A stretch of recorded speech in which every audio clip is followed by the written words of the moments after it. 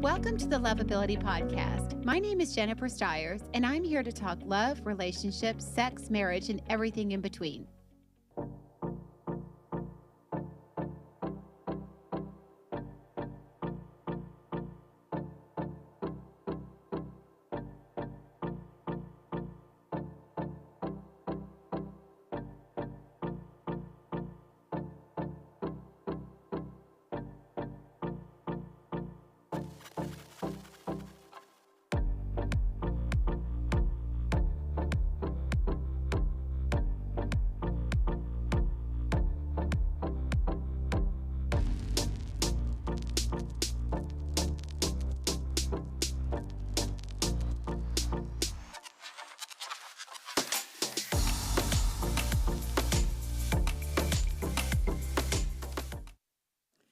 Well, good afternoon, everybody. Welcome to the Lovability Show. I am Jennifer Stiers, and it is just me today. So you all are stuck with me. I know everybody's just getting on. I want to correct something from last week. So last week I had mentioned that it was my 2-year anniversary, or I guess it was 2 weeks ago, that it was my 2-year anniversary. It was actually my 3-year anniversary. So it's been 3 years of the Lovability Show. I thought it was longer, but here we are. 3 years of this show. I can tell you the interesting part is as I start putting topics together, I realize that a lot of them, some of them, or all of them kind of have some similar content, just because there's some basic themes in dating that people need to know, and that's really what we're going to talk about today. So, Ron, good to see you. I know people are just now popping on. Interestingly enough, I got thrown off Facebook last Friday. It's a good thing we didn't have the show because I got thrown off, and it wasn't for anything bad, but one thing I'm worried about is they threw me to the bottom of the feed. So they like grounded me for the whole day, and I couldn't be on Facebook. It's so stupid. I can't believe I'm saying it. And then they told me that all my posts and stuff and group stuff would go to the bottom of the feed for 30 days. Yeah. So we will just have to see how the podcast goes with questions and stuff since I am grounded. All right. So anyway, today I wanted to talk about, this kind of a similar theme that we always have. I was thinking how so many people don't get past the first date. And why? I mean, there are reasons. Sometimes it's things that they're doing. Sometimes it's the way that people are showing up. But all the same, I want to talk about that today. I want to talk about how to get past the first date, how to be your best on all of them, regarding what we're looking for, regarding expectations, and all that good stuff. One of the things I, want to start with, hey, Elton, it's good to see you. Melissa, good to see you. I love y'all's feedback, so talk to me today for sure. But consistency is such a big thing. I mean, if I had to wrap everything into one big pretty package with dating, whether it be the pursue process, the whole courting process, when you're in a relationship, when you're in a marriage, I mean, that consistency of who you're being and showing up constantly is so, so important. So everything is going to revolve around that, keep in mind. And Ron, you are so funny. He said if you say the A word 3 times, you will go back to the top. I'm not going to say that. Go Dogs. Yeah, I just read today it's 72 days until 72 days or 46 days until football season starts, college football. So I am ready. Okay. So hey, Tammy. So the first thing is focusing on the present and showing up. This is so important. Showing up present time and leaving all your damage and baggage and negative beliefs and negative experiences behind you. But because just because somebody cheated on you or somebody lied to you or somebody betrayed you or somebody abandoned you, it doesn't mean that that's what everybody's going to do.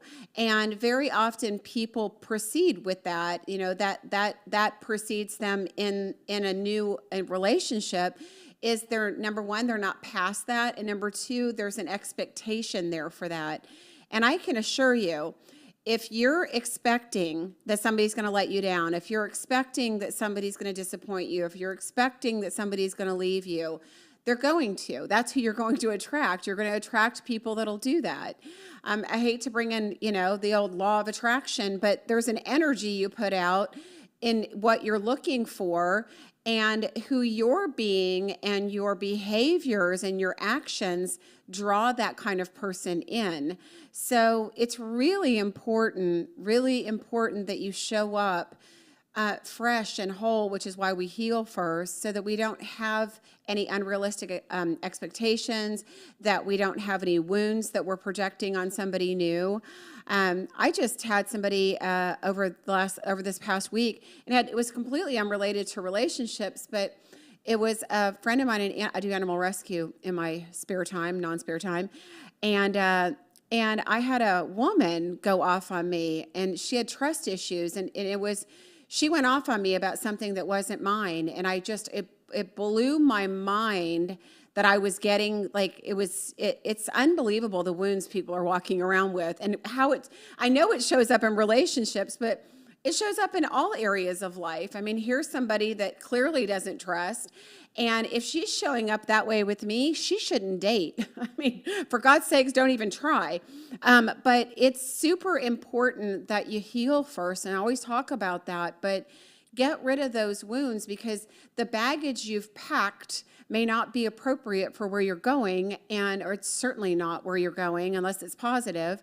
And nobody else wants to suffer or be on the receiving end of your anger or your bitterness or your distrust or anything that they didn't cause, right? So very important to show up in the present, not the past. So Elton says, when people meet in dating apps, they don't know if they're naturally connected to the person, so it's kind of forced. It's different when you meet somebody personally and you find the person attractive and then go on a date. Meeting someone virtually is not natural. I agree. I mean, I wholeheartedly agree. I cannot tell you guys enough. Get your buns out there and meet people, because that authentic, at least if you meet somebody authentically and there is a physical connection and some type of emotional connection based on whatever that meeting is, you at least start somewhere. You at least start with something. The horror stories, and by the way, I want to do that one day. We have a few chairs in the studio here. I would love to grab some people and do one on like your worst dates, like an online dating stuff, because I hear the craziest stories. I mean, the craziest. I was just talking to one of my friends the other day, and she was saying that she had a guy reach out to her that she had dated, and this wasn't just online dating, but she had a guy reach out to her that she had dated, and their lives didn't intersect at the time. He reaches back out about 6 months later, and he's like, "Hey, I'm going to be in your neck of the woods tonight. I'd love to see you." And she's like, "Well, I'm just wrapping up a meeting. I should be home in about an hour, and I can get ready." And then he messages back, "What time should I come over?" Woo! She's like, "Not that kind of date. I thought we were going to go on a real date." So she was getting a booty call in the middle of the week. But relationships are hard, whether they're online or not online or whatever. And so you have to know who you are, and you have to know your boundaries. And it's super important too. And I just add this in as we wrap that first thing up about, coming in fresh and not having wounds. Also, make sure you know what you want. I mean, as a dating coach, I'm constantly going through that process with people and helping them get clear on what you want, what you don't want. It's perfectly okay when you're doing your list to look at all the things you don't want, all the things you had that you didn't like, all the things you had that you did like in previous relationships. And the things that you didn't like, it's okay to list those somewhere, but you need to, on your list of what you want, you need to list the opposite. So if that person wasn't consistent on your list, you'd want to say, I want someone who's consistent. If that person didn't want to spend time with you, you want to put on your list someone that enjoys spending time with me, and that's one of their primary love languages, right? So it's okay to start with what you don't want, and even look at past relationships to get that, because it's a good barometer. But you have to know what you do want. You have to be clear on that, because how are you going to recognize it? And what guidelines are you using to recognize it, which some of you are using none, if you don't know. So Darren, hello, good to see you.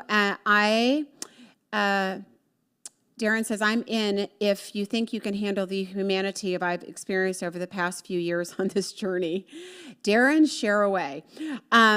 I think you meant on a panel. So hold on, guys. I have to get back. I don't know. Somehow I got kicked off on my, page. Hang on just a second. I can't see your comments anymore. Okay. The other thing I want to talk about is talking about, even though I don't want you guys, I mean, let's just say some of you ladies want to have babies or want to get married. Again, those things are important. You want to address those things up front. You want to talk about those things early on. You don't want to push them. You don't want to shove them down somebody's throat. You don't want to remind them that you want to have babies 5 times on a date.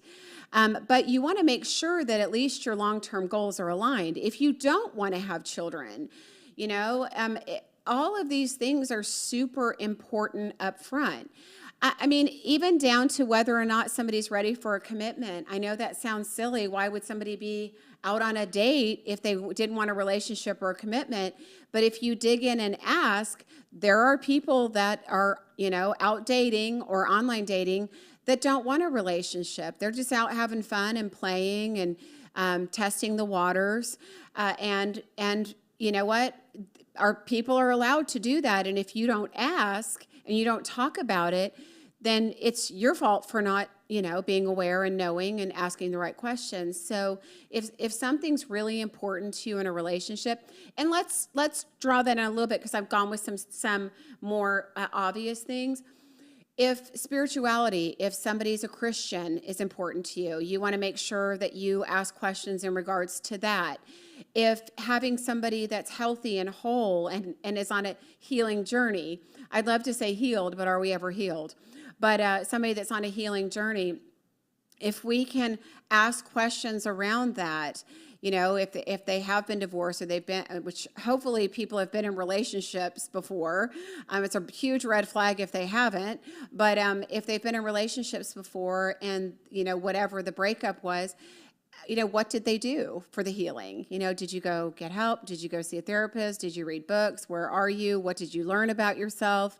And your role in it. I mean, I just feel like these conversations are really important. And if there's something that's super important to you, maybe it's family, and whatever it may be, you need to make sure that you're aligned. So my producer was telling me before the show, he is one of 5 children. I mean, he's one of 5, what do you call it? Quintuplet. He's a quintuplet. Which is so cool. I never knew that. But he's a quintuplet. You better believe family is going to be important in their world. So he better find somebody if that values family, right? Yeah. So it's very important that you look for these things up front and know what you want. That's why, again, knowing who you are and what you want is so important, because you want to ask questions around it. You want to know if you're aligned and if you're going to be moving in the same direction, or if, there's humongous differences between you. Hey, Robert. Hey, Stephanie. Okay. So make sure you're attracted to the person and not the relationship. God, I can't tell you how many people are just out there because they don't want to be alone, right? They'll take somebody, anybody, just not to be alone. And that's, just because you want to be in a relationship, it's one thing to want to be in a relationship, but you want to be in a relationship with the right person, right? And that's the more important thing, that you have a connection with them. And it's not just about physical attraction. You want to be attracted to that person, but attracted to their soul and attracted to who they are. It's not a matter of just plugging somebody in a space, because we can plug anybody into a space. We want to make sure that we're attracted to that person and we're aligned with that person, and that's somebody that has long-term potential. I mean, this goes down to also some of you people that are online dating or dating in general. I posted about it the other day. Some of y'all are going out with so many people. I don't even know how you keep up, number one. But how exhausting when you're basically throwing spaghetti against the wall and going out with anybody and everybody because you haven't defined what you want and what you need. You have to be mentally exhausted, because then you're on bad date after bad date after bad date. You are the people that are going to come back to me and go, there's no good people out there. Everybody sucks, or there's nobody for me. And I have nothing in common with anybody, or all the people are, game players or users. And gosh, I hear these words way too many times. If you're one of those people that keeps ending up with the wrong people, you've got to back up and look at yourself and look at where you haven't done the work and where you haven't, because you attracted them, you chose them, whether it be for the first date online or whether, and by the way, I know you people, because Elton already said it, you don't know what you're getting when you go online. So somebody could show up completely different than who they are. And you can say, well, that's not my fault. They used filters, or they fooled me or manipulated me. You allowed it. You didn't take the time to get to know them enough before you took them out. And there's plenty of ways. There's a thing called a telephone that you can pick up and call. Thank God it's much smaller now than they used to be. And so you can pick up the phone and call them. You can FaceTime or Zoom somebody to meet them and kind of get a feel for their energy. It's okay to do that. And to be quite honest, if you guys are online dating, you should be doing that with everyone. Even if it's a 10-minute phone call just to decide what you're going to do for your date, you should pick up the phone and demand a FaceTime or don't go out. Because who wants to waste an hour or two of their life? Maybe you people that are just plugging somebody in because you want somebody, but at the same time, I don't know about, I wouldn't even want to waste 15 minutes with the wrong person. So if you guys care about your time, you care about your energy, you care about your money, because I know you guys can spend a lot of money on a date. If you care about that, then take some measures to test the waters out, before you go. Somebody can't fool a FaceTime, can they? There's no way to fool a FaceTime. I'm not great with technology, as most of you all know, but I don't think you can. Hey, Cindy, good to see you. And Denise said that, amen, that's why I stopped dating, working on myself first. Good for you. Good for you. It doesn't hurt to back up. As a matter of fact, the best part of backing up and taking that time is you come out a lot more focused. And I promise you, when you're more focused and you're more together, you're much more attractive to good quality people. I hear all the time men and women talking about the fact that they meet somebody that's a train wreck, and that doesn't turn anybody on. Okay, so hey Jane, all right, right in time. I got some good, respectable women jumping on, and I'm going to talk about sex. So hello, ladies. So don't skip talking about it. We're going to have an honest conversation right now. This is what we're going to do. Sex is important, right? I mean, I cannot tell you the amount of conversations I have every week. And guys, it's not you. Most of the guys over 45 aren't talking about sex. Most women over 45 are talking about sex. They are. Sex is very important to women. Much so more so lately. I don't know why. I mean, I'm sure it always has been, but women are letting it be known. It's important to them. It's an important part of the relationship.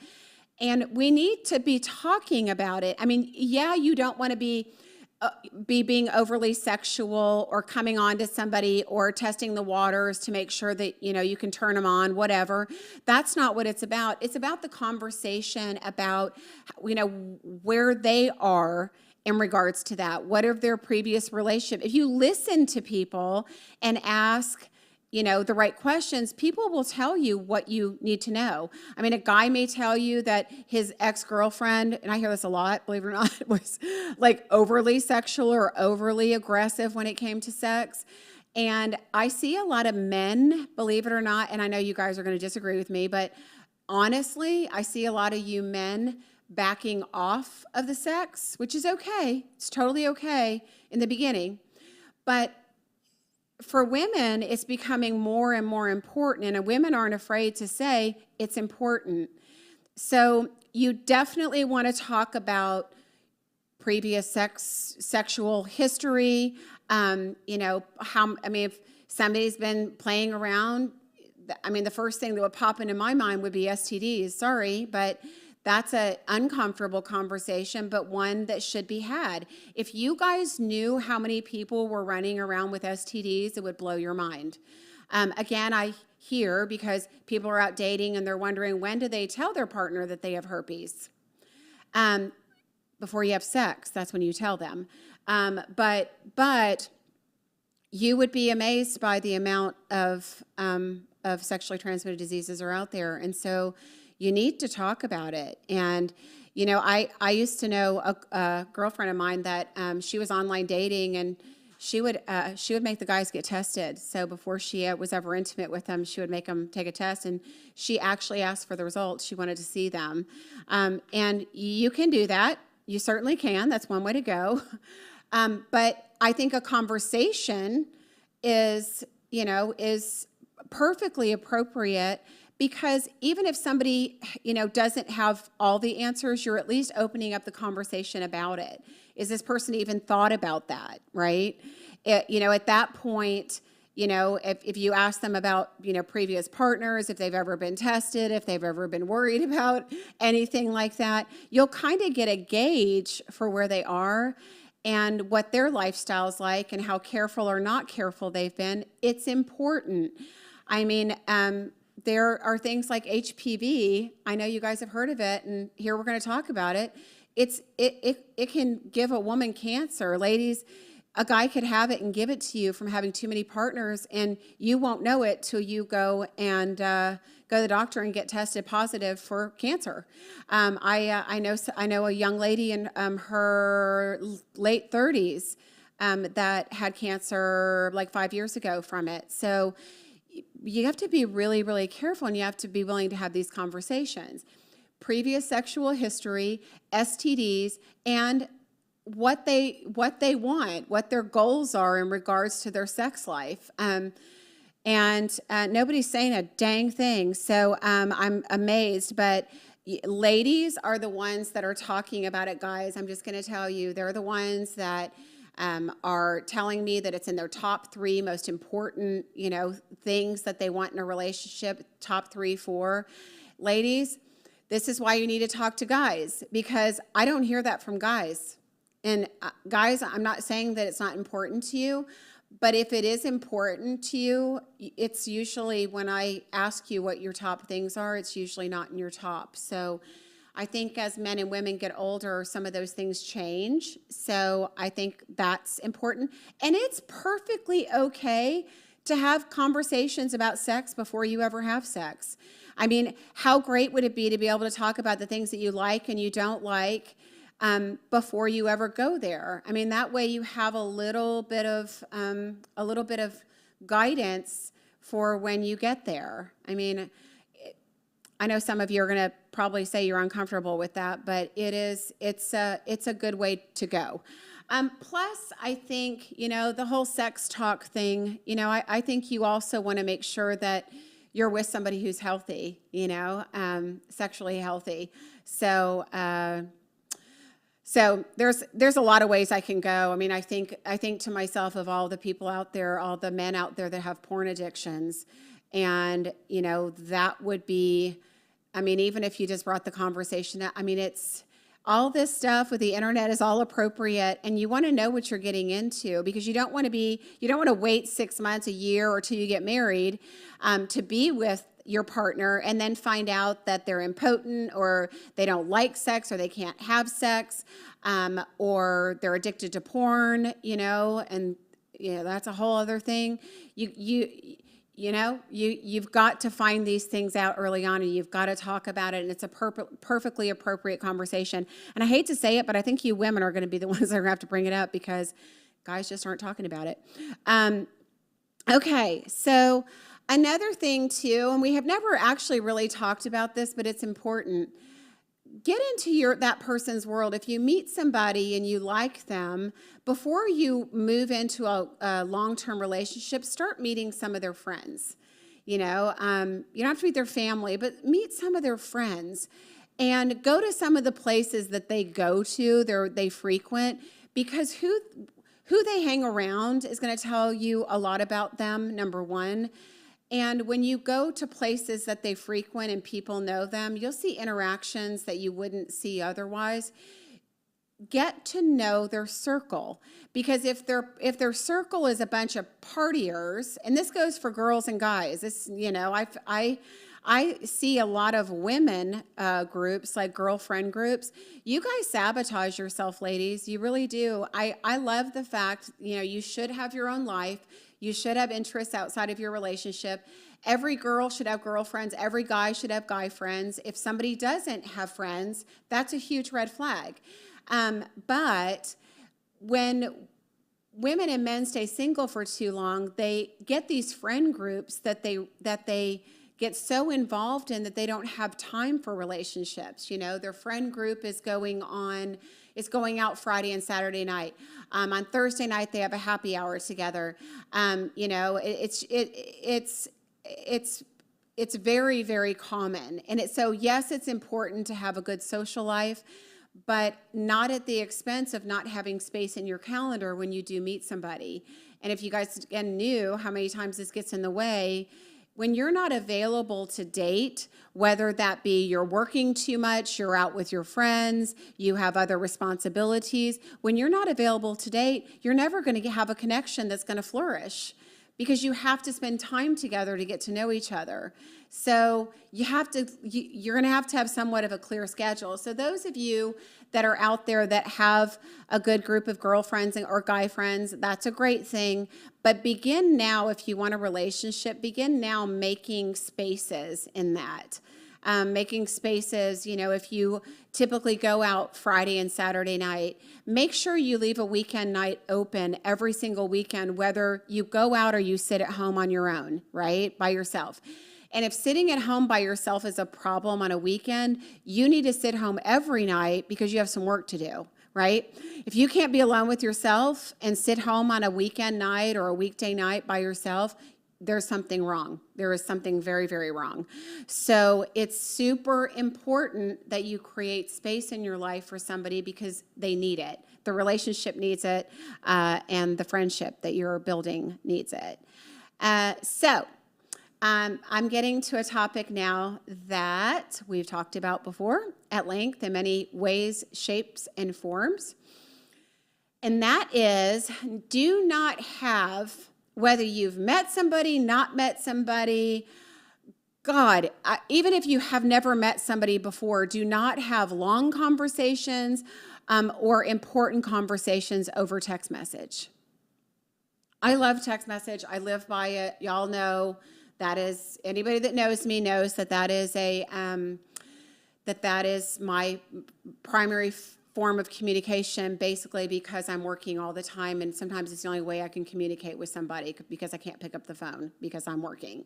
But having said that, we use text message way too much. If you are dating somebody, it's fun for a good morning, hi, sometimes. Doesn't have to be every day. It would be nice if it was every day and there was some consistency there, but it doesn't have to be. But a good morning, a checking in, checking up on a date or whatever. But you guys are way too, number one, dependent on it. the expectations people have around the phone, we used to have that big phone that was attached to a wall by a cord. And God, I don't know how we communicated. I just don't. I know I lived on it. I was always in trouble. And if I ever got grounded, I got grounded from my phone because that was the only thing that they could take away from me that I gave a damn about. Now I can't stand talking on the phone, but that's all I did. But now we have to separate ourselves from our phone. Give some mystery to the relationship. Yes, it's great to stay connected, but if you meet somebody and both of you are very active on your phones and that's important to you and you both like that, that's awesome. But the minute that you have an inconsistency where you love to text and they don't, they love to text and you don't, you think that somebody should respond right away and they're busy and they don't have a lifestyle to do it, it creates so many problems. I know in matchmaking, I just made it where people can't communicate now ahead of time before they meet for the first time. They can't even communicate by text. They're not going to talk to each other. They're not going to have a phone call. They're just going to meet, because what people mess up before they meet somebody via text message and phone calls is astounding. They don't mean to. Sometimes it's just that somebody doesn't like to text message, or they're busy and they put their phone away and it's not one of their values. They could give a darn about it. And somebody else is waiting for, text messages, and they're waiting to hear how excited they're going to be about, or how excited they are for their date, or they're waiting to hear about plans, or they're waiting to get a good morning hello. I mean, the expectations are so far out there. We have to reel it back in and have a zero expectation when it comes to phones. I know I've said, hey, Ted. Sorry, I love Ted. Ted's in Atlanta. We've been friends a long, long time. Great to see your face. But we do need to make sure that, any important conversation, don't do it via text. Most people aren't great communicators anyway. And then to try to communicate something in your heart, or something that's concerning you, or something that's upsetting you, or something that you need in writing, it's really setting yourself up for a huge fail. I'm just being honest. So any important conversation, it's okay to say, you know what, and again, be careful how you preface it, because most people don't like the conversation, we need to talk, right? Nobody wants to hear that. But it's okay to say when, you want to have a conversation, hey, if you have, 5 or 10 minutes, I wanted to ask you about something. Why don't you give me a call? That way, you've set the tone for what you need. You've asked. Ladies, especially you. Men are very accommodating and they want to make us happy, but you have to tell them what to do and what would make you happy. So the more direct you can be, ladies, you guys beat around the bush. You sugarcoat it, you beat around the bush. And guys don't get your hints. They just don't. That's not how they talk. It's not how they communicate. It's not how they think. They're very linear. You've got to ask them directly. So, short, brief, direct, and take it from there. So Ron says, when a man matures, sex is the last thing on his mind. Sometimes he's looking for the chemistry of attraction. Then the talk is very important to have sex talk. But in his heart, he has to know that you are the one. Ron, I love that. I mean, I love that you said that, because ladies, I am hearing that more and more from men, which I love, because what it's saying to me is men are more serious about a relationship, and they're more serious about if they're serious about getting to know you, and sex is on the back burner because who you are is a priority, ladies, catch up with it. Tell them sex. It's okay, ladies, to tell a guy that sex is important to you when you're in a relationship. It's okay to tell him how often you want it, right? It's okay. But if he wants to put it on the back burner till he gets to know you, and that's his intention and focus, ladies, how many years have you been complaining that you don't have that? And now it's here. And Ron's just said it. And Ron, you said it perfectly, because I hear this in particular from a lot of men now, is they want to get to know a woman. And so sex is on the back burner until that happens. So I love that. Let me get a sip of water here, guys. Okay, so Greg says definitely meeting their friend group gives you insight. I do this. Good, Greg. Yeah, very, very important. Can tell you a lot. Mike says, well said. Okay, so texting. So I know I've beat this one.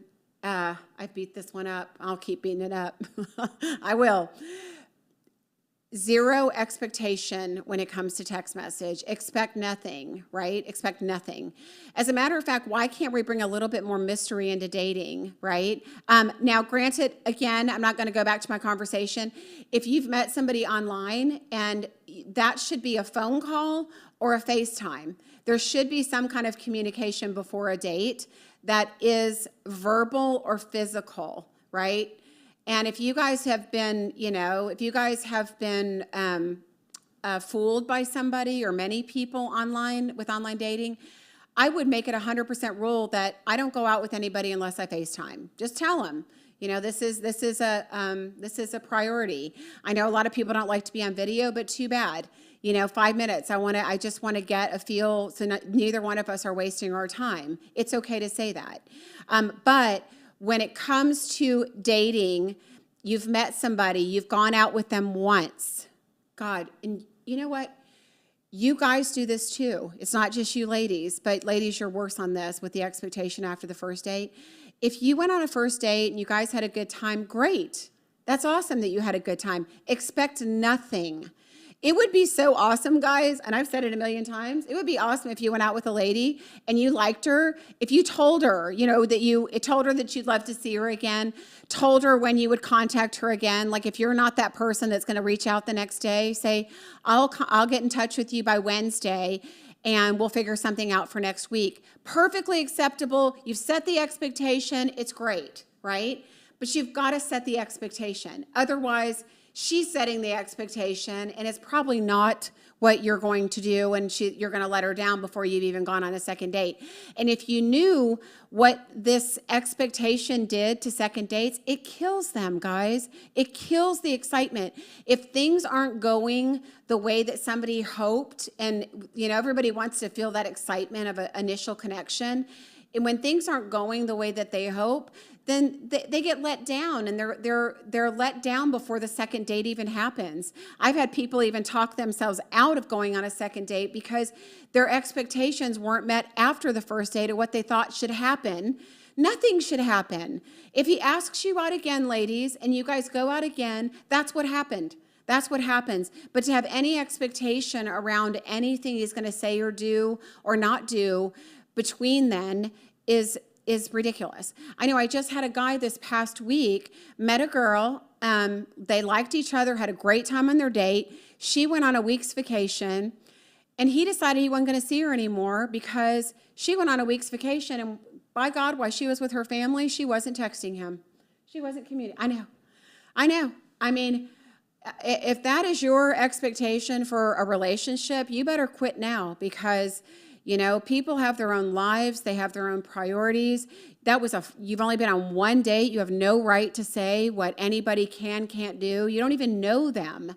And you're making judgments. It does blow my mind. I mean, my mind is blown on a weekly basis. I'm just telling you, probably on a daily basis, but it is what it is.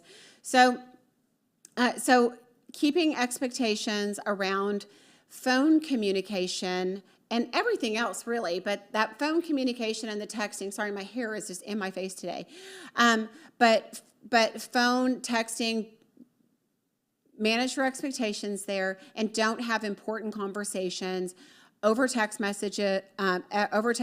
They can get misconstrued, and things can get ugly really, really fast. Okay, next is to be yourself. Just be yourself. So many of you, and it's great. You want to impress somebody on a first date. You do. You want to look good. You want to dress well. You want to put your best foot forward. It's somebody's first impression of you, unless you're online dating and you've already seen each other on FaceTime. But regardless, an in-person connection is you can't take that back. You can never redo it again. So first impressions are everything.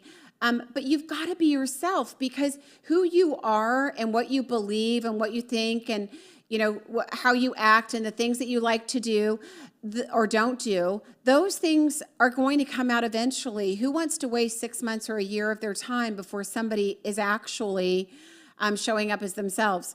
And I think the research is, or was, I haven't seen it lately, that it takes about 6 months for people to start getting in that comfort zone. And that's typically when you start seeing red flags, you start seeing things you didn't see before. I think there's also what the element of you're kind of reaching a different stage in your relationship. And so, you know, it kind of changes things. But if you're authentic about who you are, and by the way, this is a really important element right now in speaking about this, because I have again talked about this.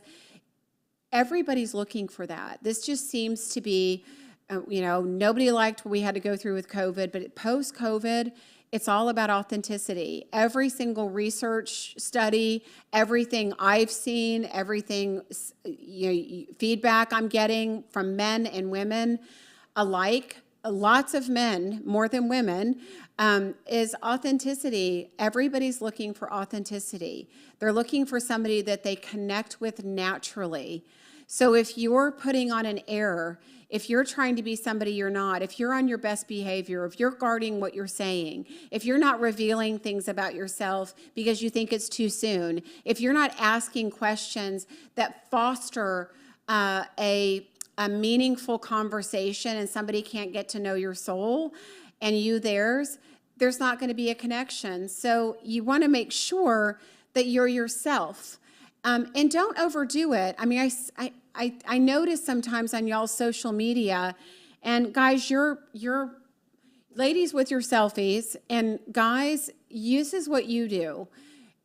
You put up posts that you think women are going to like, oh, look at my cute puppy, so precious. Or, you know, here's me, you know, preparing for the woman of my dreams, you know, and I don't know, you're picking flowers or something. I mean, I'm telling you, some of you guys are really going overboard lately, even with your posts, you know, trying to direct them, you know, relationally to win. I mean, it's obvious what you're trying to do, and it's not going to get you what you need. You need to be authentic. You need your messages, your pictures, your posts need to be who you are, not overly trying to get something or to be something that you're not. You know, I don't know if that's making sense. I hope it is. But be authentic with what, you know, who you're being, what you're posting, what you're talking about. Authenticity is key.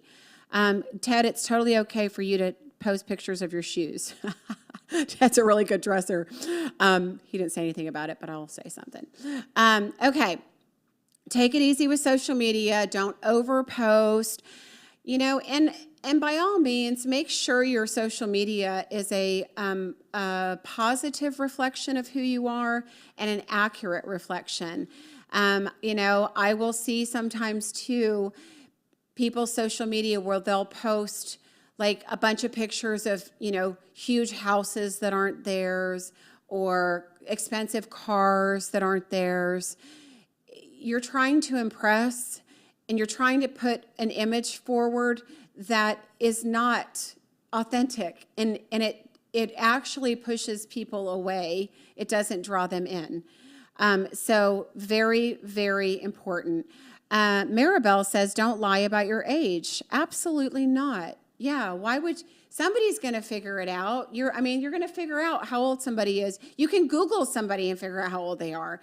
So don't lie about your age, because a lie is a lie, and you can't start a relationship like that. So, good point. All right, so you also want to get past the chemistry thing. And again, I talk till I'm blue in the face on this. Ladies, guys aren't as concerned now. Men love a beautiful woman. I get it. And I know you guys, you know, want someone that's attractive. But men more than women now are putting the other things on top of. They want someone who looks good. But what's more important is that they're intelligent. What's more important is that they have things in common. What's more important is they share the same values. This is super important that we not judge this chemistry thing. You talk about getting past a first date. The reason why the majority of you don't, and sometimes you don't even get on a first date because of the same thing. You're not attracted to somebody's picture. I cannot tell you the amount of times I've had clients even go, not my type. I'm like, you're going anyway. And then they let me know afterwards that they were 100% their type, and they would have overlooked them 100% of the time if they wouldn't have been set up. You have to get past the looks thing. You can't just look at a picture of somebody or look at somebody and meet somebody and make a decision whether you have chemistry or not. Chemistry is a really, really odd, crazy thing.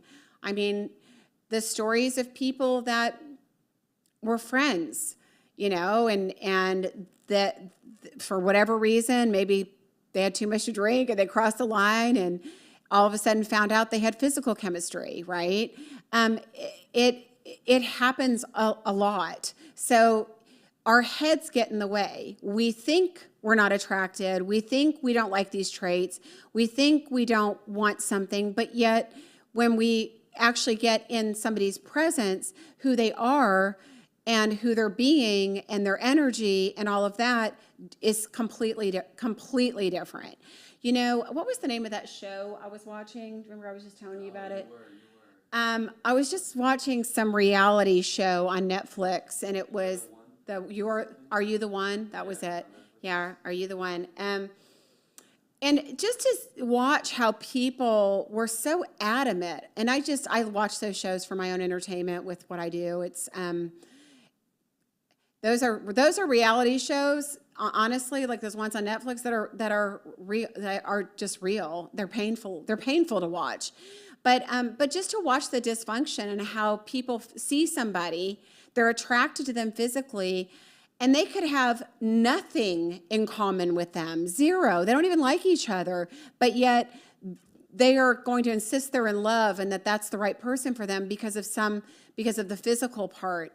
We have to get past that physical. We're not 20 years old anymore, and it's not all about, not that it should be when you're 20, but when we're 20, it's a lot more physical than it is anything. But we have to learn how to get past that.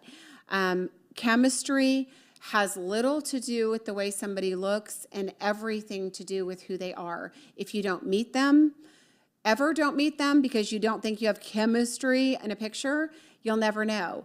If you go on one date with them, and honestly, I will say, sometimes people on a first date, you're not going to get chemistry on a first date. If you like the person and you have a good time with them, you should always go on a second date. And I know you guys listen to me because you tell me that you're doing it, and I appreciate it. You go on that second date because who somebody is, and if they're nervous on a first date, they're not honestly showing up. There's only so much ground you can cover on a first date. Maybe the atmosphere wasn't the greatest. Maybe their day was hectic. You never know. So if you like somebody, you should always go on a second date because chemistry can and does show up a lot of times. I don't know statistically, but I've done this enough and long enough to tell you that it's probably over 80% of people, when they go on a second date with somebody, they're going to continue because there's something there and they're able to get past that crazy chemistry hump. Okay, so labels, getting past labels. So I think this is important once you're getting into a relationship. At what point is somebody, your boyfriend or your girlfriend, what do you call them? And at what point do you talk about the exclusive conversation? Oh, God, I need a sip of, really probably need a margarita to talk about this one. Are we talking? Are we dating? Are we hooking up? Right? I mean, it's just, are we committed? Are we in an exclusive relationship? I mean, there's so many labels. And if we could just learn to take our time, just take your time. Every single thing is going to progress naturally. Trying to say, well, we can't have sex until we've dated for 6 months. We can't, we have to be married after, or we have to be engaged by the time, a year has passed.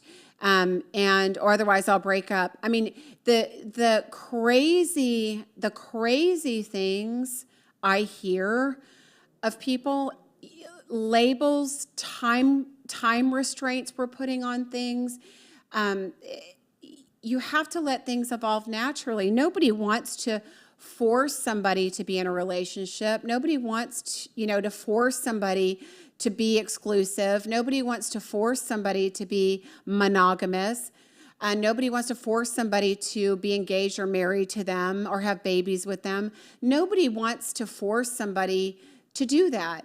Quit putting timetables on your relationship. Relationships evolve naturally, as they should, and there should be absolutely zero. That's why I said up front, you talk about the important things, you talk about the things that you value, but you can't put a timetable on when you're going to be exclusive. You can't put a timetable on when you're going to be married or have babies.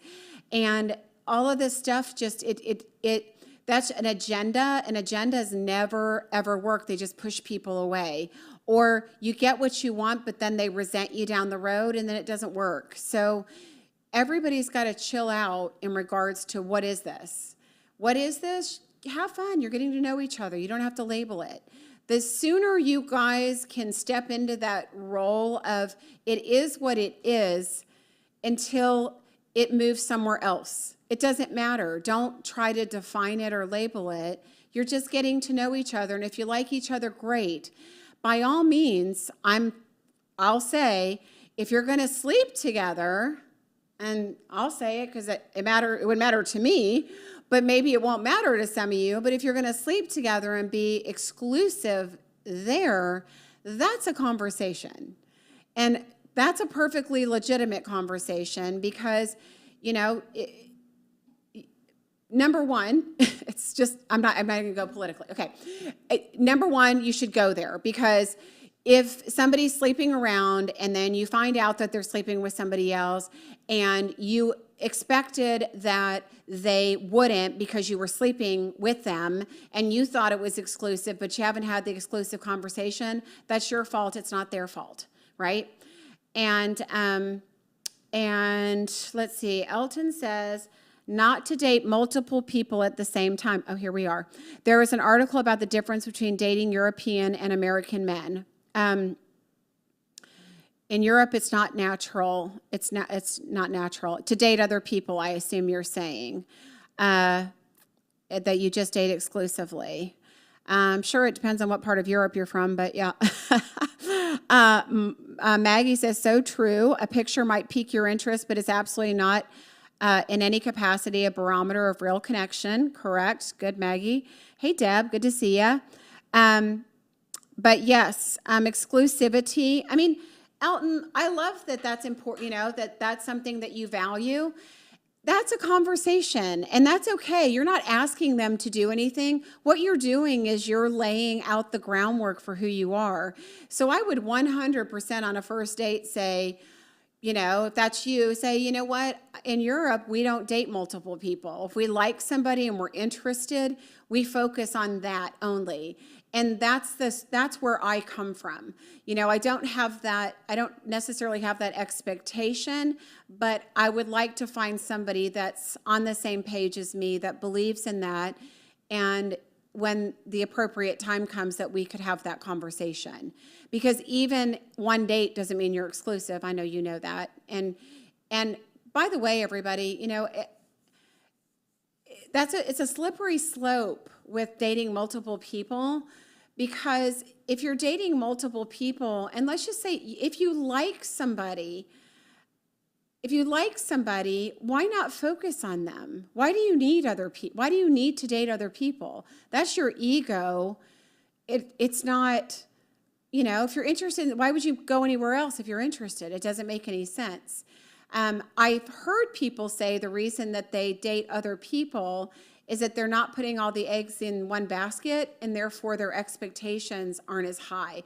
But the problem isn't with them dating multiple people, it's with your expectations. If you need somebody to just date you, or you need to date other people, I'm sorry, because you feel pressure, or you're going to give pressure to the person you're dating because of you putting your eggs in one basket, you're not healthy.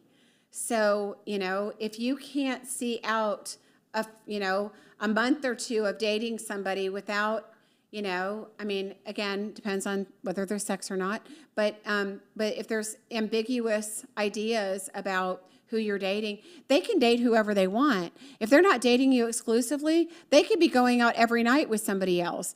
That may not be somebody you want, but I'm just saying you can't hold somebody down. They're going to do what they're going to do. Take your time, get to know them. Don't put restrictions on them. Don't try to control somebody else, and go with the flow. Hard conversation. There's so many things to say around this. Maribel says, I definitely have the exclusive conversation. There is a time to narrow down the list to one. Absolutely. Yeah, absolutely. Is it old-fashioned, Jamie says, to think that people should date one person at a time? I don't think so, but I guess I'm old-fashioned, Jamie. So is it old-fashioned? I think it's a value. I don't know that it's old-fashioned, but I think it's a value. So if you value dating one person at a time, it's okay to state your value and find people that meet you there. Period, the end. Are there people? Absolutely, there are people. But it's not old-fashioned. I think we need to get away from, terms like this, because it's just who you are. And you can label it however you want. You have more traditional values, which is fine. Most of the people watching the show are also do as well. And so it's not old-fashioned. Greg says, I have the exclusive conversation before there is sex. Good. I would hope that people would, I would hope that people would. STDs, and let's not even talk about pregnancy. So anyway, I'll leave that one alone. But, make sure you like the person before you sleep with them. All right, enough is enough. Deb says, I definitely would have the conversation before sleeping with someone. Good. Okay, we're all on the same page here. Elton says, or if they don't have a secure attachment styles. People like that date multiple people at the same time. Yeah, for sure. Like I said, Elton, if somebody's insecure and they need a lot of people to date to feed their ego, that's not somebody you want. That's not if you are into, dating one person or an exclusive relationship and that's what you're after, their behavior is probably not going to stop when you get in a relationship with them. People that need that kind of attention and validation because they don't have it themselves, that's something internal. That's not something being in a relationship with anybody else is going to change. So keep that in mind. So yes, the exclusive thing is important. And Ruth said it must be so exhausting. I don't know what you're referring to, but there's a lot of things that are exhausting. This week was exhausting. I can't wait for 5 o'clock today. Okay. Know that red flags aren't suggestions and aren't going away. So red flags are red flags, just what I spoke about a second ago. You're not going to change somebody. We have to keep our eyes open. We're seeing red flags. If I knew the amount of time, oh my gosh, is it almost time for this to be over? Oh crap. I went way too long on that one. Pay attention to red flags. Do not ignore them. If your intuition tells you something, pay attention. Spend some time apart. God, don't control each other. Be willing to keep your friendships. Take time with your friends. Be with your family. Balance your life. Nobody wants their world to be wrapped around you or you to wrap your whole world around them, right? Very, very important. And let's see. Don't bring up your ex. I'm trying to get to all my stuff. I know I'm not going to do it. Don't bring up your ex. So stop talking about your ex, spending too much time there, focusing there. If your ex is always calling, if their ex is always calling, or if your ex is always calling your phone, I had that problem years ago. It's a major interference situation. It will mess up your relationship. Cut the ties or don't date. Okay. Well, you know what? I ran out of time.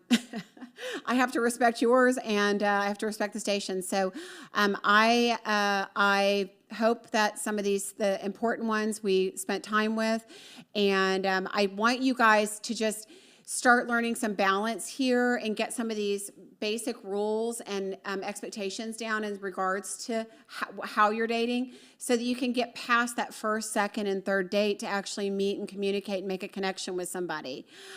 So Deb says, do not constantly talk about your kids. Good point, Deb.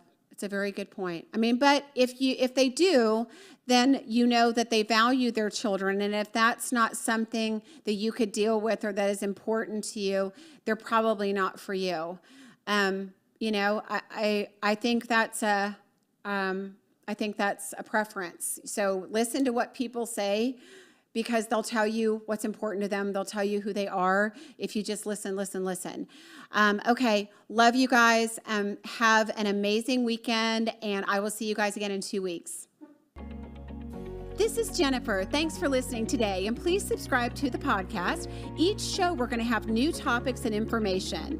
If you'd like to find out more about coaching or matchmaking, please go to my website at lovejen.com, or you can find me on my Facebook page, my personal page at Jennifer